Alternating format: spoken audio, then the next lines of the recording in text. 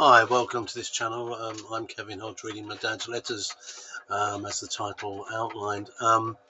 Today, Dad focused on several things. One, which was a little bit of self-criticism of the journalistic world, which was he was too prone to do, but he was a journalist for some time in a local paper here in the Kent area. So always had a view if papers got it right and wrong, really, and he was quite balanced, I think, in that way.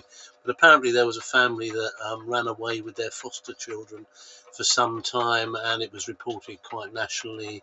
Eventually they'd been found, and then they had a press conference and social services explained all, and we're going to let the courts decide what happened.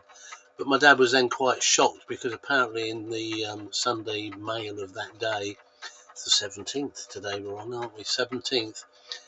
The Daily Mail reported that they were still missing and had completely somehow missed the fact that these actual folks with their children had been returned home and found. So Dad always found that type of fairly major slip up quite nice, I guess was the word I'm looking for. Then he went on to say that Channel 4 were having an experiment with a Victorian-based, I suppose, reality show where people went back to the Victorian time and tried to live as the Victorians did.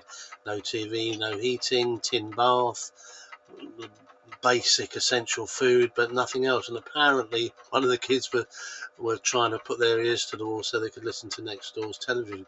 Apparently they lasted about a week, 10 days before they caved in, phoned up and ordered a huge pizza. So Dad was just then sharing the fact that he grew up with 6 siblings, I think it was, in South London, all in one bedroom flat, really. Mum and Dad lived on a put you up. The kids were 3 at each end of a bed, and food was not very plentiful. One stove in the middle of the room, apparently.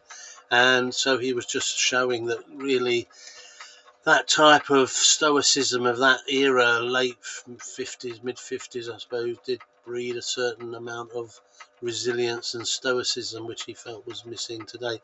And perhaps in 2025, with the number of mental health issues that young people seem to suffer, perhaps having a bit of hardship is no bad thing. I think was my dad's underlying thing.